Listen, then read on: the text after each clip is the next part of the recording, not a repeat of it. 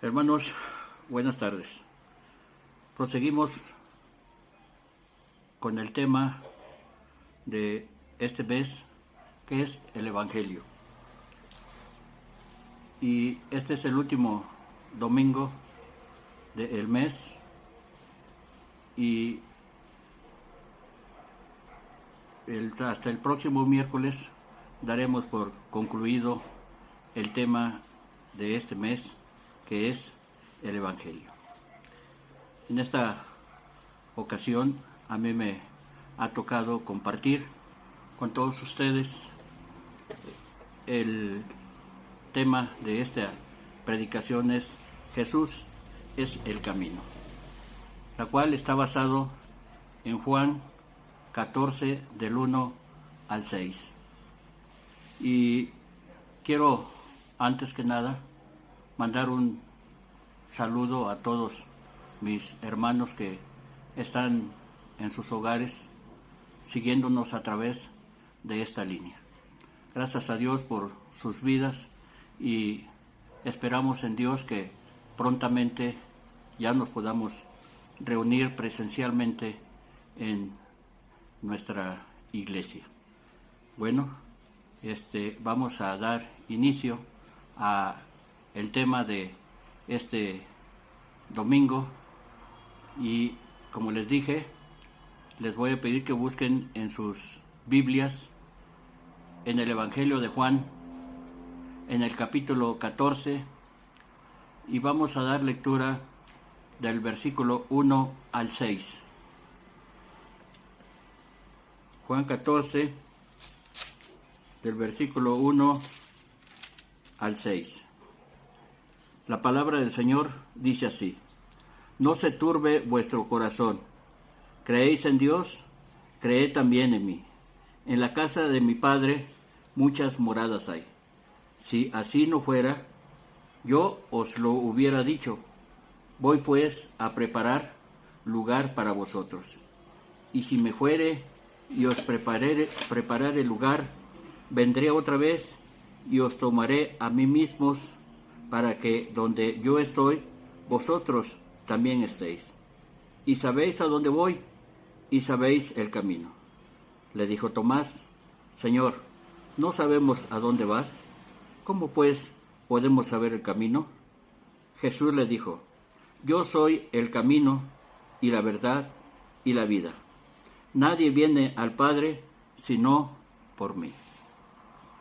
Vamos a orar para ponernos en las manos del Señor y para que Él nos guíe a través de esta predicación. Vamos a orar. Señor, te doy muchas gracias por la vida, por la salud, porque hasta ahorita, Señor, tú nos has ayudado a salir adelante en todos y cada uno de nuestros problemas que se nos han presentado. Asimismo también te doy gracias, Padre, porque tú has estado al pendiente de todas y cada una de nuestras necesidades. Ahora, Padre, quiero poner en tus benditas manos esta meditación. Que tú, Señor, nos utilices para que, Padre Santo, todo lo que podamos decir sea de acuerdo a la voluntad tuya, Padre, y que tú nos abras el corazón, nos abras el entendimiento y que, Señor, podamos asimilar tu enseñanza, porque ese es tu propósito. Te suplico, Padre, que sigas con nosotros en todas nuestras necesidades y que nos perdones por nuestras faltas y que nos perdones por nuestros pecados. Por suplicarte estas cosas, Padre, te doy muchas gracias en Cristo Jesús. Amén. Bien, hermanos, vamos a recordar un poco atrás de lo que nuestro Señor Jesucristo había hecho para llegar hasta esta reunión que tuvo con sus discípulos. Hermanos, vemos a Jesús instruyendo a sus discípulos 6 días antes de su muerte. Esto lo podemos ver en Juan 12:1. Estaba próxima la fiesta de las Pascuas, una de las fiestas más importantes del pueblo judío. Jesús y sus discípulos llegaron a Betania, una ciudad muy cercana a Jerusalén. Llegaron a la casa de una familia que Jesús quería mucho, a la casa de Lázaro y sus hermanas Marta y María. Ya nosotros las conocemos cuando Jesús resucitó a Lázaro. María tomó una libra de aceite perfumado de puro nardo genuino, muy costoso, y le untó los pies a Jesús y después se los secó con sus cabellos. Y la casa se llenó de la fragancia del aceite perfumado. Después, Judas Iscariote hizo un comentario que no era el indicado en ese momento, porque lo hizo por ambición, no de corazón.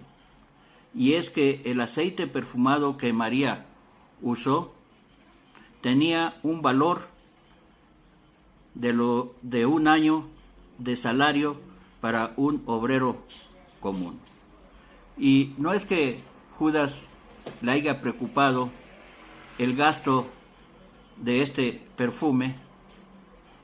Lo que pasa es que Judas era el tesorero, el que se encargaba de los dineros, y pues él creyó tener una buena oportunidad de poder seguir sustrayendo ese dinero de lo que le daban para el sostenimiento de su ministerio de Jesús.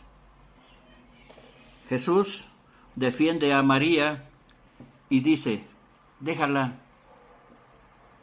Esto lo estaba guardando para cuando muriera Jesús. Aunque todavía faltaban 6 días para las Pascuas, faltaban 6 días para su muerte, 6 días de vida para Jesús. Faltaban 6 días para que lo mataran y crucificaran. Hermanos, ¿qué mejor momento esperó María para hacer esto que hizo? Porque las cosas deben de darse en vida, no cuando ya están muertos. Hay muchas personas que cuando su familiar fallece, procuran comprarle un ramo de flores muy sustentoso, muy bonito. ¿Para qué? Ya el difunto no lo va a ver. Algunos hasta contratan mariachis, contratan conjuntos norteños para llevar la música al difunto, y cuando estaban en vida ni siquiera un disco le compraban. Pero bueno, esa es la creencia que la gente tiene. Pero aquí lo que María hizo lo correcto. Hacer este regalo a Jesús en vida. Cuando Jesús hizo su entrada triunfal a Jerusalén, faltaban 5 días para cumplir con su sentencia de muerte. Solo 5 días para pagar por los pecados de toda la humanidad. Noten, hermanos, que así como cuando nació Jesús, vinieron gentiles del oriente y le traían presentes al recién nacido rey. Esto lo vemos en Mateo 12, en Mateo 2, del 1 al 2, y dice así: Cuando Jesús nació en Belén de Judea, en días del rey Herodes, vinieron del oriente a Jerusalén unos magos, diciendo: ¿Dónde está el rey de los judíos que ha nacido? Porque su estrella hemos visto en el oriente y venimos a adorarle. Y ahora, cuando se aproxima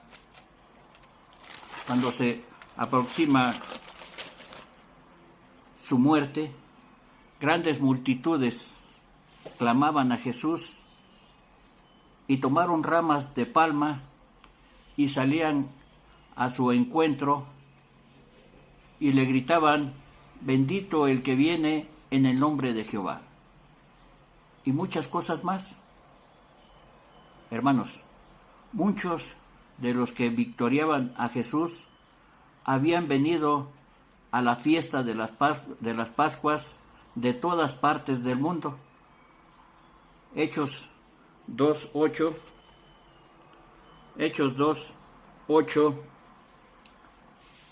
del 8 al 13, nos dice esto.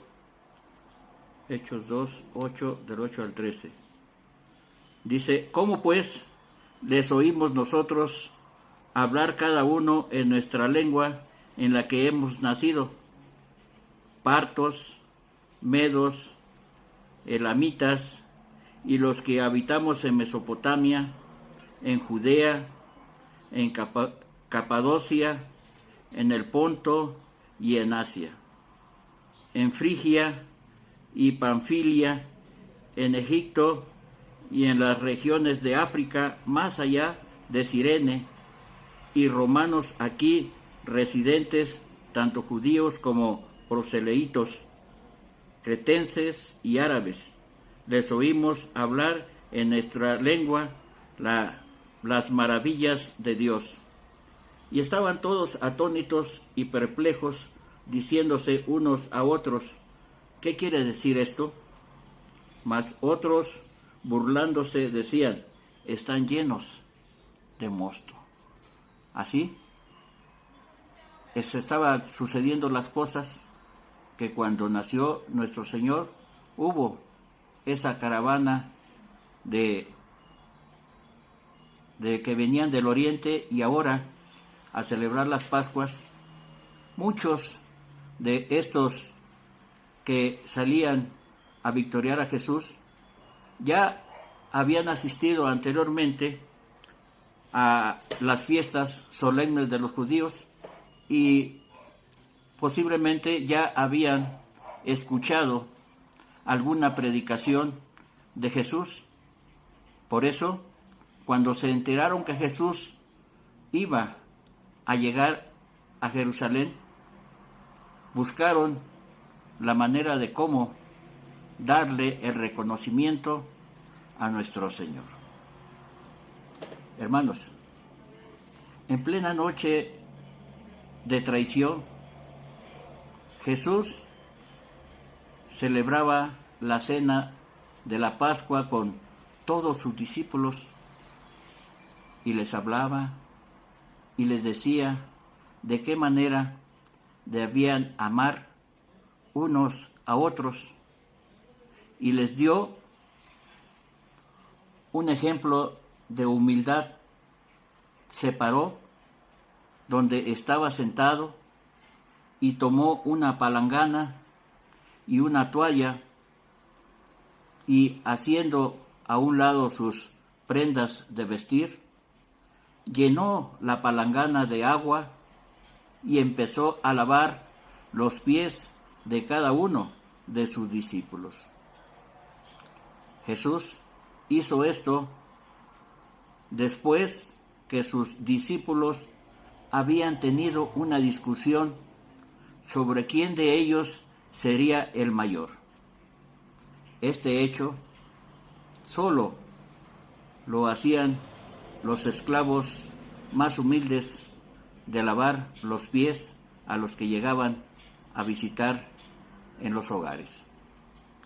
Después de lavar los pies de todos, Jesús les dice: ustedes me llaman maestro y Señor, y lo dicen correctamente porque lo soy. Esto lo encontramos en Juan 13:13. Jesús, hermanos, demostró que la humildad y la mansedumbre son fundamentos de todo cristiano. Jesús amó tanto a sus discípulos que aún estando próximo a morir, todavía les seguía sirviendo. Así, de esta manera, Jesús les demuestra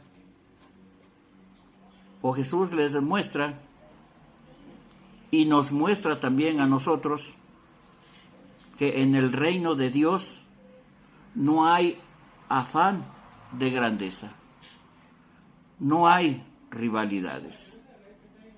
Hay un corito que ahora ya casi no se canta, pero en mis tiempos, en mis inicios de cristiano, se cantaba mucho ese corito que decía: allá en el cielo, no habrá tristeza ni habrá dolor.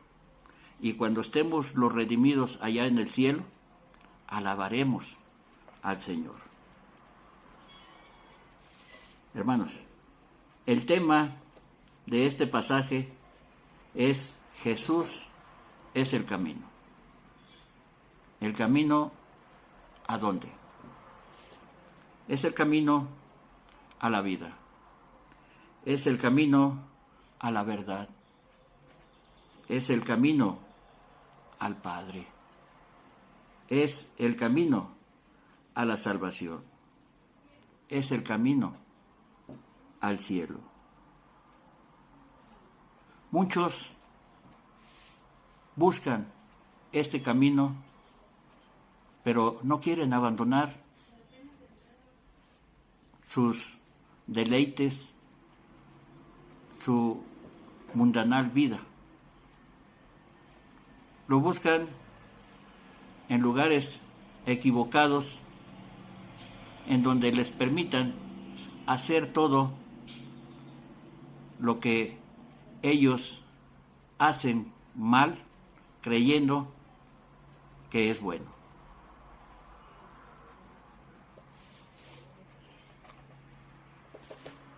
El versículo 1 dice: no se turbe vuestro corazón, creéis en Dios, cree también en mí.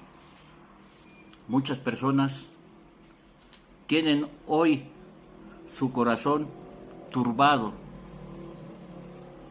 por muchas causas, como la pandemia,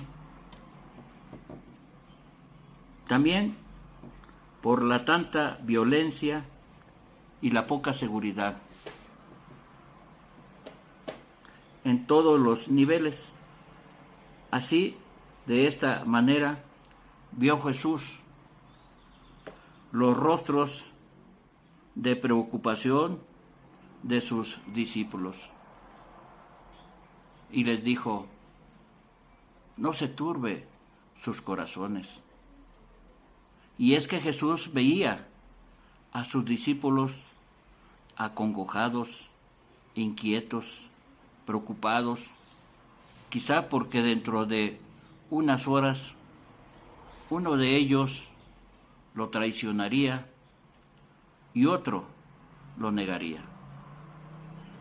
Hermanos, nosotros los cristianos podemos estar angustiados de vez en cuando, pero no siempre.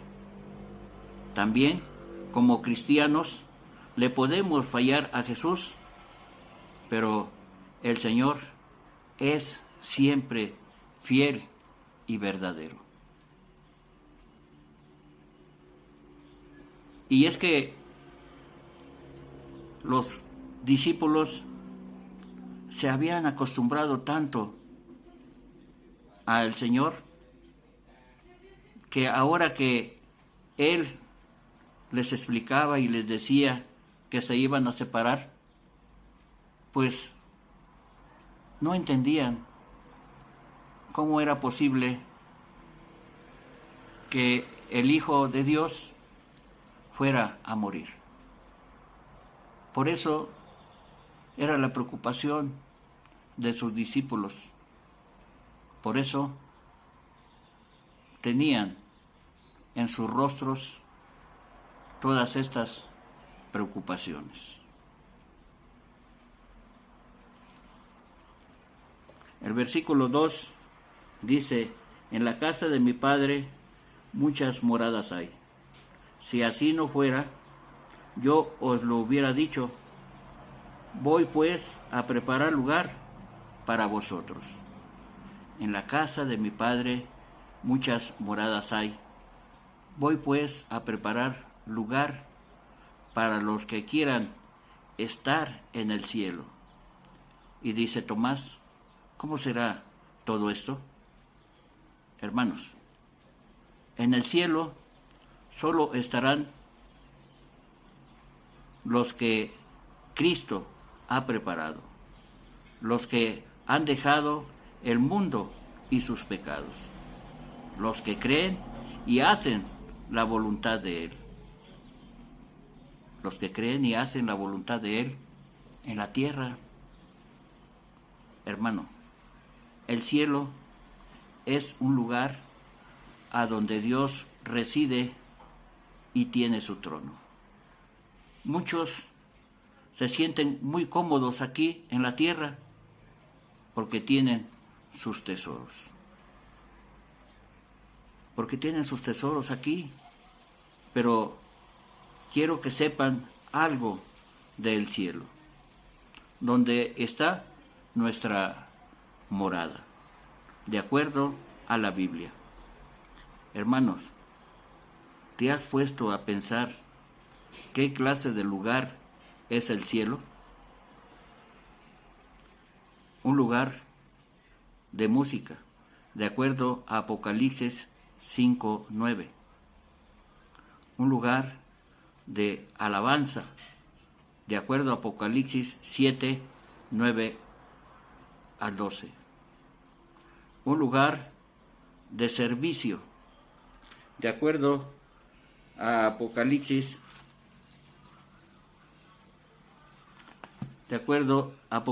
7 del 13 al 15. Le voy a dar lectura a este pasaje. Apocalipsis 7 del 13 al 15 dice: entonces uno de los ancianos habló diciéndome: estos que están vestidos de ropas blancas, ¿quiénes son? ¿Y de dónde han venido? Yo le dije: Señor, tú lo sabes. Y él me dijo: estos son los que han salido de la gran tribulación, y han lavado sus ropas y las han emblanquecido en la sangre del Cordero. Por eso están delante del trono de Dios y le sirven día y noche en su templo, y el que está sentado sobre el trono extenderá su tabernáculo sobre ellos. Hermanos, el cielo es un lugar de bienestar, de acuerdo a Apocalipsis 7, 16 al 17.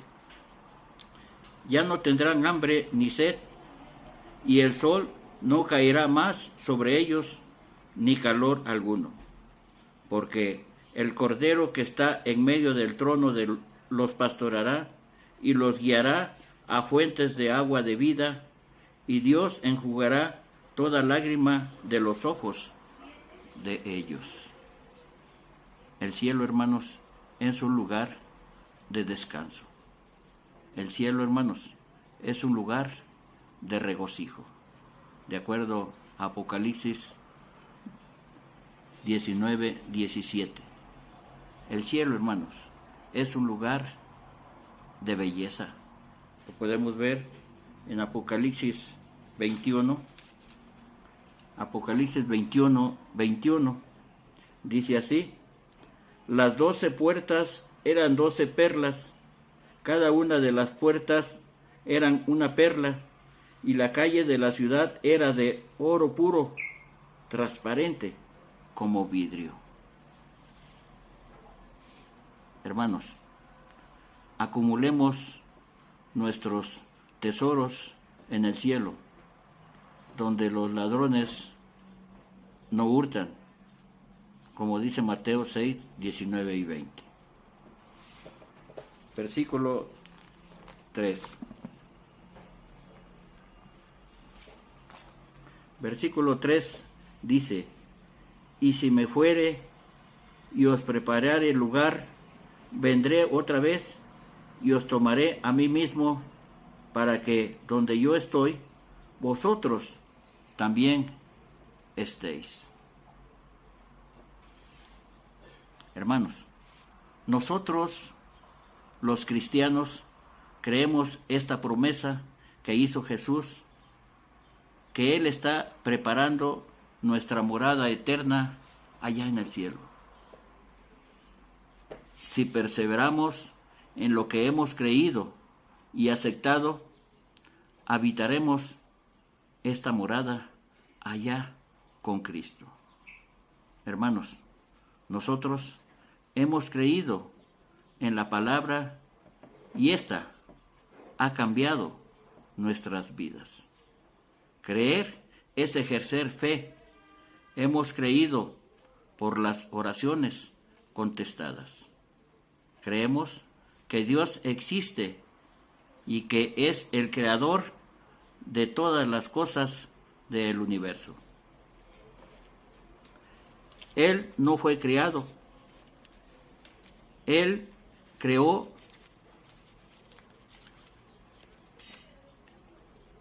a nosotros. Así que todo lo que existe, Él lo ha creado. Creemos que también Dios tiene el control de todas las cosas y que nosotros hacemos no es por casualidad ni por coincidencia, es porque Dios así lo tiene en su control. ¿Ustedes creen que cuando los sorprendió la tormenta en el mar fue coincidencia? Claro que no. Así el Señor lo permitió para demostrar el poder de la fe. El Señor utiliza cualquier instrumento para demostrarnos el poder que Él tiene sobre las cosas que Él ha creado. Todo lo que hagamos, sea bueno o malo, Él tiene el control y nos concede este albedrío de hacer las cosas buenas o malas, pero son bajo nuestra responsabilidad. También creemos que Jesús murió para que de esa manera fueran pagadas nuestras culpas. Pero también creemos que Jesús se levantó de la tumba que está a la diestra del Padre. Él no se quedó en la cruz ni en la tumba, como muchos en su ignorancia creen. Versículo 4. Y sabéis a dónde voy, y sabéis el camino. Los discípulos sabían que Jesús regresaría al lugar de donde había venido. Él les dijo: es necesario que perezca para que ustedes crezcan. Y también sabían el camino, pues este camino desde Deuteronomio se había dado a conocer. Deuteronomio 8:6 nos dice: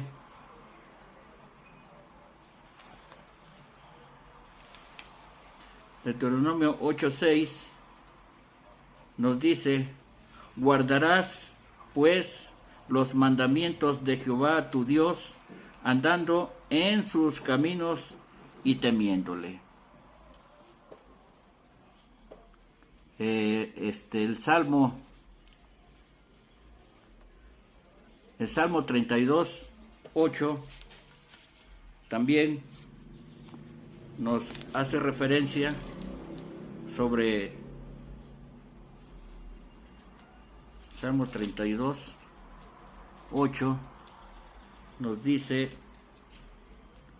31, Salmo 32, 8 nos dice: te haré entender y te enseñaré el camino en que debes andar, sobre ti fijaré mis ojos. El versículo 5 nos dice: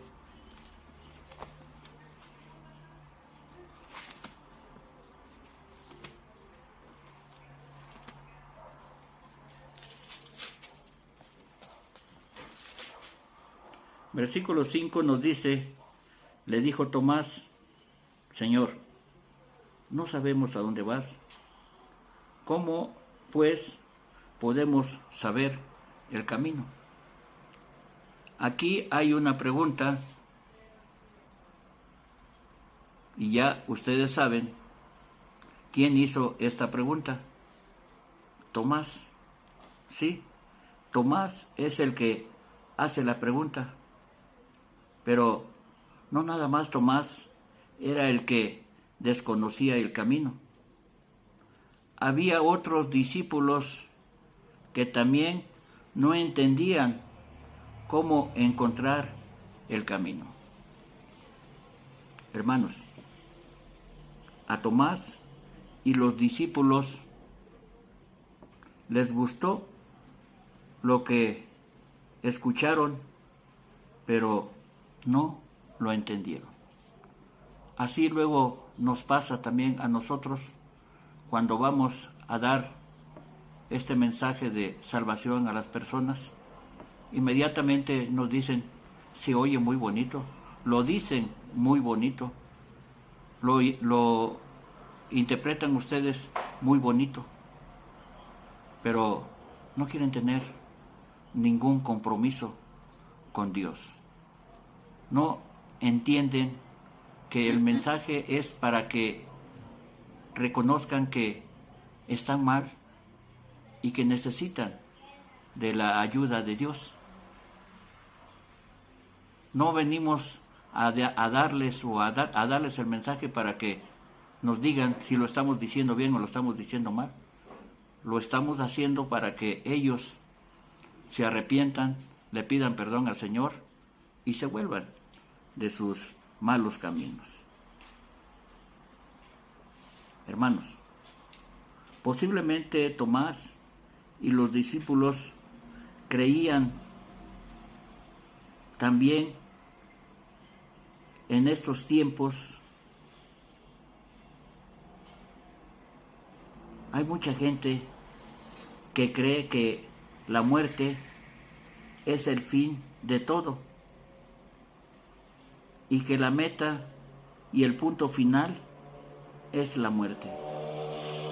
Pero yo te digo, no. La muerte no es un paso para llegar a la meta. Después de la muerte física viene la vida eterna, para donde tú has escogido. Y es donde viene lo bueno o lo malo. Eres libre de escoger. Si escogiste estar con el Señor, gloria a Dios por eso, hermano. Pero si todavía estás viviendo en el error, preocúpate por tu salvación. Muchos, cuando muere una persona, inmediatamente dicen: ya está en el cielo, ya está con Diosito. Es fácil decir todas esas cosas cuando el difunto era un narcotraficante, era un violador, era un ratero, pero la gente se le ocurre decir, ya está en el cielo, ya está con Diosito. Hermanos, el versículo 6 dice, Jesús le dijo, yo soy el camino y la verdad y la vida. Nadie viene al Padre sino por mí. Jesús sigue preparando a sus discípulos para su partida. Es la última Pascua antes de su muerte. No estaría ya más físicamente con sus discípulos. Le lavó los pies a los discípulos y nos dijo que hagamos esto porque podemos hacerlo nosotros también. Compartieron el pan juntos. Con esto, el Señor nos demuestra que la unidad que podemos tener como familia es muy importante. Que periódicamente nos reunamos para recordar todas esas cosas que el Señor padeció por culpa de todos nosotros. Dio a conocer quién lo traicionaría. Ese traidor que siempre, desde el principio, estuvo con el Señor y todos los discípulos. Cuando Tomás preguntó, ¿cómo sabemos el camino? Jesús les dijo, yo soy el pan de vida. Yo soy la luz del mundo. Yo soy la puerta. Yo soy el buen pastor. Yo soy la vid. Yo soy la resurrección y la vida. Yo soy el camino y la verdad y la vida. Hermanos, no hay otro camino. Así que ni se cansen buscándolo porque no lo van a encontrar. Así que hagan lo que hagan, si no es por este camino, nadie puede llegar al Padre, si no es por el camino que nuestro Señor Jesucristo nos puede guiar. El único camino al cielo es Jesús. Hermanos, el cielo es un lugar preparado para los creyentes que se han arrepentido y han aceptado a Cristo como su Salvador. ¿Cómo pueden los pecadores esperar ir al cielo algún día? Por medio de Cristo. La parábola del hijo pródigo nos dice que como pecador el hijo estaba perdido, pero vino al Padre, vino a Cristo, que es el camino. Era ignorante, pero Cristo es la verdad. Y estaba muerto espiritualmente, pero Cristo es la vida. Llegó a la casa del Padre cuando se arrepintió. se arrepintió. Tú, sí, tú, que no has experimentado este gozo, el Señor Jesucristo te está esperando que te decidas hoy aceptarlo para que empiece a construir tu morada allá en el cielo. No esperes para después, porque no sabes si habrá un después.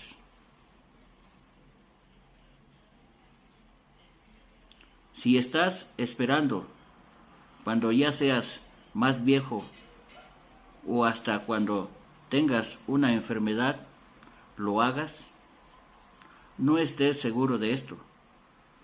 Nadie sabe lo que sucederá al rato. Hermanos, ya para despedirnos, les voy a pedir que busquen en sus Biblias, en el libro de Deuteronomio, en el capítulo 5, y vamos a dar lectura a los versículos 32 y 33. Deuteronomio 5, versículos 32 y 33. Mirad pues que hagáis como Jehová vuestro Dios os ha mandado.